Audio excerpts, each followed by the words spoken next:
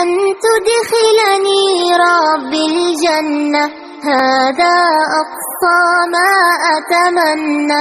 أن تدخلني ربي الجنة، هذا أقصى ما أتمنى. لا حول ولا قوة إلا بك يا ذا القوة يا مولاي. لا حول ولا قوة إلا بك يا ذا القوة يا مولاي.